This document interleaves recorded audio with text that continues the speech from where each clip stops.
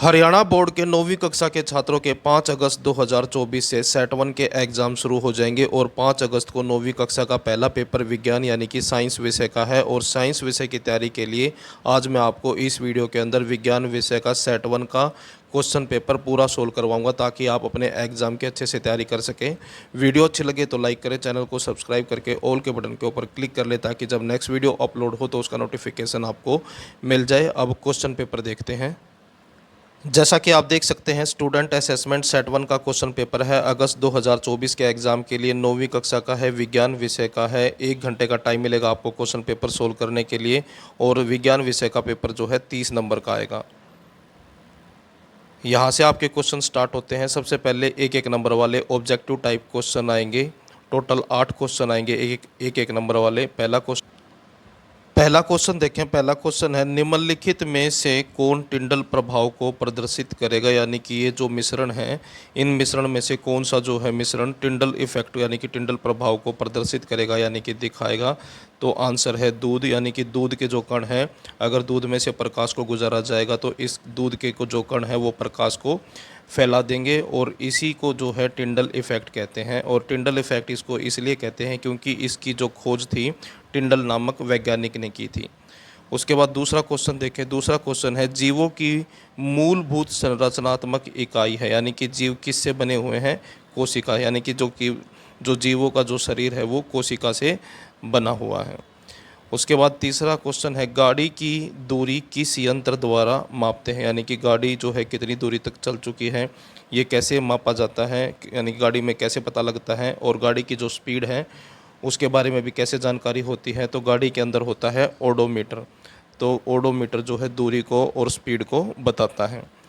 उसके बाद अगला क्वेश्चन है, कोशिका में पाचन थैली या आत्मघाती थैली किसे कहते हैं? तो कोशिका के अंदर लाइसोसोम को पाचन थैली या फिर आत्मघाती थैली कहते हैं। उसके बाद अगला क्वेश्चन है, गुप्त ऊष्मा किसे कहते हैं? आंसर देखें। ऊष्मा की वह मात्रा, यानी कि ऊष्मा ऊर्जा की वह मात्रा जो एक इकाई द्रव्यमान पदार्थ को एक अवस्था से दूसरी अवस्था में परिवर्तन के लिए उपयुक्त होती है, यानी कि जिसका प्रयोग होता है। एक अवस्था से दूसरी अवस्था का मतलब ये है कि जैसे कि जल है, जब वो उबलने लगता है तो वो गैस में परिवर्तित हो जाता है, यानी कि उसकी जो अवस्था है वो बदल जाती है। और इस अवस्था को बदलने में जितनी ऊष्मा की मात्रा का प्रयोग होता है वह गुप्त ऊष्मा कहलाती है। उसके बाद अगला क्वेश्चन है, पादप कोशिका भित्ति सेलुलोज से बनी होती है, यानी कि फिल इन द ब्लैंक्स वाले क्वेश्चन भी आएंगे। तो पादप कोशिका जो भित्ति है वो सेलुलोज से बनी होती है। उसके बाद अगला क्वेश्चन है, जल में चीनी का मिश्रण सहमांगी मिश्रण है। और सहमांगी मिश्रण उसको कहते हैं कोई भी ऐसा मिश्रण जिसके गुण और संरचना हर एक अवस्था के अंदर एक जैसे रहते हैं, तो वो जो मिश्रण होता है वो सहमांगी मिश्रण कहलाता है। यानी कि ऐसा मिश्रण जिसके गुण और संरचना एक जैसे रहते हैं हर एक अवस्था में, वो सहमांगी मिश्रण होता है। उसके बाद अगला क्वेश्चन, और एक क्वेश्चन अभिकथन और कारण वाला आएगा। अभिकथन के अंदर है, अगरबत्ती की खुशबू कमरे के प्रत्येक कोने में पहुंच जाती है। और कारण के अंदर बताया गया है, गैसों में आकर्षण के अंतर आणविक बल सबसे कम होते हैं। तो ये दोनों ही बात सच है। जो गैस है उसके बीच में जो आकर्षण बल होता है, यानी कि कणों को बांधने की जो क्षमता होती है वो सबसे कम होती है, सबसे ज़्यादा ठोस के अंदर होती है। इसी वजह से वो ठोस होते हैं, कठोर होते हैं, क्योंकि उनके कणों के बीच, ठोस के कणों के बीच जो आकर्षण बल होता है वो सबसे ज़्यादा होता है। उससे कम होता है तरल के अंदर और सबसे कम होता है गैसों के अंदर। इसी वजह से जो अगरबत्ती की खुशबू है वो कमरे के हर एक कोने में फैल जाती है, क्योंकि गैस के जो कण हैं उनके बीच जो आकर्षण बल है वो बहुत कम होता है, जिसकी वजह से वो कमरे में फैल जाते हैं। तो इसका जो आंसर बनेगा वो है ऑप्शन ए। दोनों ए तथा आर सत्य हैं तथा आर अभिकथन ए की सही व्याख्या है। उसके बाद सेक्शन बी है, 2 नंबर वाले क्वेश्चन आएंगे। पहला क्वेश्चन है इसके अंदर, वाष्पीकरण किसे कहते हैं? वाष्पीकरण के कारण शीतलता कैसे होती है, यानी कि जो वाष्पीकरण है वो क्या है और वाष्पीकरण की वजह से जो ठंडक मिलती है वो क्यों होती है। आंसर देखें। द्रवों का अपने क्वथनांक, क्वथनांक का मतलब होता है वह ताप यानी कि वह टेम्परेचर जिस पर कोई द्रव जो है उबलना शुरू कर देता है, उसको क्वथनांक, उस द्रव का क्वथनांक कहते हैं। और द्रवों का अपने क्वथनांक से कम ताप पर वाष्प में परिवर्तित होना वाष्पीकरण कहलाता है। यानी कि द्रव का वाष्प में बदल जाना जो है वाष्पीकरण कहलाता है। और वाष्पीकरण एक सतही प्रक्रिया है, यानी कि ये एक ऐसी प्रक्रिया है जो सतह के ऊपर होती है। द्रव के कण अपने आसपास से ऊर्जा अवशोषित करके वाष्प में बदलते रहते हैं। और जो द्रव है, मान लीजिए जैसे पानी है, जो पानी के जो कण हैं वो अपने आसपास से जो है ऊर्जा को अवशोषित कर लेते हैं, यानी कि ऊर्जा को ग्रहण कर लेते हैं। और ऊर्जा ग्रहण होने की वजह से क्या होता है कि वो जो जगह है वो ठंडी हो जाती है। और ऊर्जा की वजह से जो पानी है वो वाष्प में भी बदलता रहता है। वाष्पीकरण की इस प्रक्रिया में आसपास का तापमान जो है कम हो जाता है। और वाष्पीकरण की वजह से ही जो मटके का पानी है वो ठंडा होता है, क्योंकि मटके में से पानी रिस रिस कर बाहर की सतह के ऊपर आ जाता है। और बाहर जो टेम्परेचर है, जो हवा है, उसकी वजह से वहाँ पर वाष्पीकरण होता है। और वाष्पीकरण होने की वजह से ही मटके का पानी जो है वो ठंडा होता है। और इसी तरह से जो कूलर है गर्मियों में ठंडी हवा देता है, लेकिन अभी जो मौसम चल रहा है इस मौसम के अंदर जो कूलर ठंडी हवा इसलिए नहीं देते हैं क्योंकि हवा में ऑलरेडी यानी कि पहले से ही नमी है, यानी कि हवा में नमी, पानी की जो मात्रा वो अभी ज़्यादा है, जिसकी वजह से कूलर जो है इस समय पर जो है वर्षा ऋतु में अच्छे से काम नहीं करते हैं। और जिसके कारण शीतलता होती है। और यही कारण है शीतलता का, यानी कि जब कूलर के अंदर वाष्पीकरण अच्छे से होगा तो कूलर ठंडी हवा देगा। और इस समय पर वाष्पीकरण इसलिए नहीं हो रहा है क्योंकि हवा के अंदर ऑलरेडी नमी है। उसके बाद अगला क्वेश्चन देखेंगे, कोशिका का कौन सा अंगक बिजली घर है और क्यों? यानी कि कोशिका को ऊर्जा जो है, एनर्जी कहाँ से मिलती है और क्यों मिलती है? आंसर देखें, माइटोकॉन्ड्रिया कोशिका का बिजली घर कहलाते हैं। यानी कि जो माइटोकॉन्ड्रिया है ये कोशिका का बिजली घर है, यानी कि यहाँ से इनको ऊर्जा, कोशिका को ऊर्जा यहाँ से इससे मिलती है। माइटोकॉन्ड्रिया में उपस्थित ऑक्सीकारक एंजाइम अवशोषित भोजन का ऑक्सीकरण कर ऊर्जा उत्पन्न करते हैं। यानी कि जो ये माइटोकॉन्ड्रिया हैं, जो उपस्थित ऑक्सीकरण एंजाइम है इसके अंदर, माइटोकॉन्ड्रिया के अंदर जो है ऑक्सीकारक एंजाइम होते हैं, ये अवशोषित यानी कि जो भी भोजन जीव ग्रहण करता है उस भोजन का ऑक्सीकरण करके उससे ऊर्जा उत्पन्न करते हैं। यानी कि हर एक जीव को जो है ऊर्जा भोजन से प्राप्त होती है, यानी कि हर एक जीव को ऊर्जा की ज़रूरत होती है और ऊर्जा जो है भोजन से प्राप्त होती है। और यहाँ पर यह बताया गया है कि ऑक्सीकरण के द्वारा जो है ऊर्जा प्राप्त होती है, जिसे कोशिका अपने दैनिक कार्यों में प्रयोग करती है। यानी कि कोशिका इस प्राप्त ऊर्जा को अपने दैनिक कार्य, यानी कि कोशिका के जो कार्य होते हैं उनको पूरा करने के लिए इस ऊर्जा का प्रयोग करती है। और अतिरिक्त ऊर्जा जो है, यानी कि एक्स्ट्रा जो ऊर्जा होती है वो एटीपी के रूप में, के अणुओं के रूप में भंडारित यानी कि स्टोर कर ली जाती है। उसके बाद अगला क्वेश्चन है क्वेश्चन नंबर 11। एक रेलगाड़ी स्टेशन से चलना प्रारंभ करती है और एक समान त्वरण के साथ चलते हुए 10 मिनट में 40 किलोमीटर प्रति आवर की चाल प्राप्त करती है। इसका त्वरण ज्ञात कीजिए। और इसका जो आंसर है मैंने यहाँ पर लिख दिया है, आप देख सकते हैं इसको। और ये है इसका आंसर। उसके बाद है section C, short answer type question, यानी कि 3-3 नंबर वाले क्वेश्चन हैं। पहला क्वेश्चन देखें, कोशिका में गोल्जी काय क्या है, इसके कार्यों का संक्षिप्त विवरण दीजिए। आंसर देखें, गोल्जी काय अधिकतर जंतु कोशिकाओं में प्याले जैसी संरचना होती है। यानी कि जो जंतु हैं उनकी कोशिकाओं के अंदर प्याले, यानी कि जो प्याला होता है उस जैसी संरचना है, यानी कि बनावट है प्याले की जैसी, जिन्हें गोल्जिकाई कहते हैं। और इस प्याले जैसी संरचना को गोल्जिकाई कहते हैं। गोल्जिकाई एक कोशिका में केवल एक होती है, यानी कि एक कोशिका के अंदर एक गोल्जिकाई पाई जाती हैं। यह लिपोप्रोटीन की बनी होती है। और ये जो गोल्जिकाई है लिपोप्रोटीन की बनी होती है। इसमें न्यूनतम मात्रा में, यानी कि बहुत कम मात्रा में आरएनए और डीएनए तथा विटामिन ई भी होते हैं, यानी कि कम मात्रा में ये चीज़ें पाई जाती हैं। उसके बाद इसके कार्य हैं, यानी कि गोल्जिकाए के कार्य क्या हैं, आंसर देखें। गोल्जिकाए कोशिका में स्त्राव कार्य करती है, यानी कि जो तरल है, द्रव है, उसको स्त्राव करने का कार्य करती हैं तथा ऐसे पदार्थ बनाती है जिसकी कोशिका को ज़रूरत होती है, यानी कि स्त्राव का कार्य करती है कोशिका के अंदर। गोल्जिकाए जो है कोशिका के अंदर स्त्राव का कार्य करती है और ऐसे पदार्थ बनाती है जिसकी कोशिका को ज़रूरत होती है। उसके बाद दूसरा पॉइंट देखें, जंतुओं में गोल्जिकाए से विभिन्न प्रकार के हार्मोन पैदा होते हैं। दूसरे पॉइंट में है, जंतुओं में गोल्जिकाए से विभिन्न प्रकार के हार्मोन पैदा होते हैं, यानी कि जंतुओं के अंदर गोल्जिकाए जो है इससे विभिन्न प्रकार के हार्मोन पैदा होते हैं। उसके बाद तीसरा पॉइंट देखें, गोल्जिकाए शुक्राणुओं के अगले भाग यानी कि सिर को बनाने में मदद करता है, यानी कि जो शुक्राणु हैं उनके अगले भाग यानी कि सिर को बनाने का काम गोल्जिकाए का है।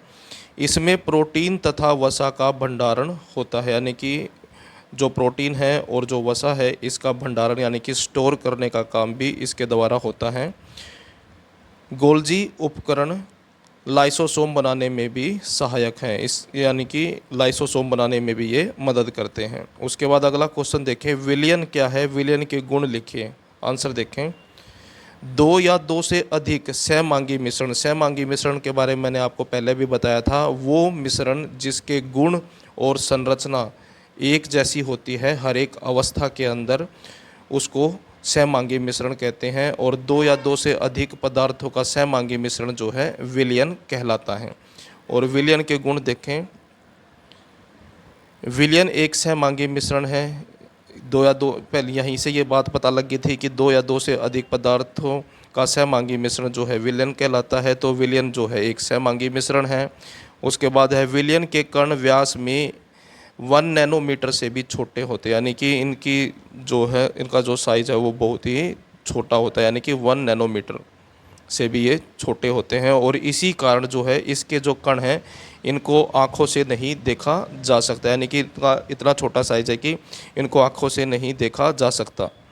उसके बाद है, अपने छोटे आकार के कारण विलयन के कण गुजर रही प्रकाश की किरण को फैलाते नहीं है, यानी कि टिंडल इफ़ेक्ट जो है इनके द्वारा उत्पन्न नहीं होता है। इनका आकार इतना छोटा है कि प्रकाश जो है वो सीधा गुजर जाता है, जो टिंडल इफ़ेक्ट है वो नहीं होता। उसके बाद है, छानने की विधि द्वारा विलय के कणों को विलयन से अलग नहीं किया जा सकता, और इसके कण इतने छोटे हैं कि इसको जो है छानने की विधि यानी कि छानकर जो अलग करने की विधि है, इस विधि के द्वारा इसके कणों को जो है अलग नहीं किया जा सकता। उसके बाद है, विलयन को शांत छोड़ने पर इसके कण नीचे नहीं बैठते हैं, और जो विलयन है यानी कि जो घोल है, जो मिश्रण है, उसको अगर शांत छोड़ दिया जाए यानी कि उसको हिलाया ना जाए तब भी इसके जो कण हैं वो नीचे नहीं बैठते हैं, यानी कि इतने हल्के हैं कि वो नीचे नहीं बैठते हैं। उसके बाद ऐसे टाइप क्वेश्चन 5-5 नंबर वाले क्वेश्चन आएंगे। तो पहला क्वेश्चन देखें, इसके अंदर विलयन, निलंबन और कोलाइड एक दूसरे से किस प्रकार भिन्न है, यानी कि जो विलयन है, निलंबन है और कोलाइड है, ये एक दूसरे से किस प्रकार भिन्न है, किस प्रकार अलग है। पहले है विलयन। विलयन एक सहमांगी मिश्रण है, यह एक पारदर्शी मिश्रण होता है, यानी कि इसके आर पार देखा जा सकता है, पारदर्शी है ये। इसमें विलय के कणों का आकार 10⁻⁻9 m तक होता है। इसमें विलय के कणों को नंगी आंखों से नहीं देखा जा सकता, यानी कि कण छोटे हैं जिसको नंगी आंखों से नहीं देखा जा सकता है विलयन के कणों को। इसमें विलय के कणों को छानकर पृथक नहीं किया जा सकता, और जो विलय के कण है इसको छानकर अलग नहीं किया जा सकता। उसके बाद है निलंबन। यह एक विषमांगी मिश्रण है। सहमांगी वो होता है जिसके गुण और संरचना एक जैसे होते हैं, और इसका उल्टा यानी कि जो गुण और संरचना एक जैसे नहीं होते, अलग अलग होते हैं, उसको विषमांगी मिश्रण कहते हैं। यह एक अपारदर्शी मिश्रण है। अपारदर्शी यानी कि इसके आर पार नहीं देखा जा सकता। इसमें विलय के कणों का आकार 10⁻⁻6 से 7 से अधिक होता है। इसमें विलय के कणों को नंगी आंखों से देखा जा सकता है, यानी कि नंगी आंखों से जो है इसको इनके कणों को देखा जा सकता है निलंबन के। इसमें विलय के कणों को छानकर पृथक किया जा सकता है, और जो छानने की विधि है उस विधि के द्वारा इसके कणों को अलग किया जा सकता है। उसके बाद है कोलाइड। यह एक विषमांगी मिश्रण होता है। यह एक पारभासी मिश्रण होता है। इसमें विलय के कणों का आकार जो है 10⁻⁹ m से 10⁻⁷ m के बीच होती है। इसमें विलय के कणों को शक्तिशाली सूक्ष्मदर्शी यंत्र की सहायता से देख सकते हैं, यानी कि सूक्ष्मदर्शी के द्वारा इसके कणों को देखा जा सकता है। इसमें विलय के कणों को छानकर अलग नहीं किया जा सकता और छानने की विधि के द्वारा इसके कणों को अलग नहीं किया जा सकता। और इसके चॉइस में भी एक क्वेश्चन आएगा, ठोस द्रव और गैस पदार्थों के गुणों में कोई 5 अंतर लिखिए। तो पहला है इसके अंदर ठोस, इनका आकार निश्चित होता है, यानी कि जो ठोस है उनका आकार निश्चित होता है, इनका आयतन निश्चित होता है, इनका घनत्व अधिक होता है और ये कठोर होते हैं और इनके कणों में अंतराणुक बल बहुत अधिक होता है, यानी कि जो इनके ठोस के जो कण हैं उनके बीच में जो आकर्षण बल है, एक दूसरे को बांधने की जो क्षमता है वो ज़्यादा होती है। उसके बाद है द्रव, इनका आकार निश्चित नहीं होता, यानी कि इनका आकार जो है वो निश्चित नहीं है। इनका आयतन निश्चित होता है। इनका घनत्व गैसों से अधिक होता है, यानी कि द्रव का घनत्व गैसों से अधिक होता है। यह कठोर नहीं होते। इनके कणों में अंतराणुक बल गैसों से अधिक होता है, यानी कि गैसों की तुलना में जो द्रव है इनके जो कण हैं उसके बीच में जो आकर्षण बल होता है वो अधिक होता है। उसके बाद है गैस, इनका आकार निश्चित नहीं होता, इनका आकार निश्चित आयतन निश्चित नहीं होता, इनका घनत्व बहुत कम होता है, ये कठोर नहीं होते और इनके कणों में जो आकर्षण बल है वो न के बराबर होता है। उसके बाद अगला क्वेश्चन है, कोशिका क्या है और इसके विभिन्न भागों का सचित्र वर्णन कीजिए। चित्र मैंने नहीं बनाया है, बाकी जो आंसर मैंने यहाँ पर लिख दिया है। आंसर देखें, कोशिका जीवन की रचनात्मक व प्रक्रियात्मक इकाई कोशिका कहलाती है। यह विभिन्न आकार व आकृतियों की होती है, यानी कि कोशिका जो है अलग अलग आकार और आकृतियों की होती है। इसका आकार व आकृति कोशिका की उत्पत्ति, स्थिति व कार्यों पर निर्भर करती है, यानी कि इसका जो आकार है या फिर इसकी कोशिका की जो आकृति है कोशिका की उत्पत्ति, स्थिति और कार्यों पर निर्भर करती हैं। कोशिका में निम्नलिखित कोशिकांग पाए जाते हैं। पहला है कोशिका झिल्ली।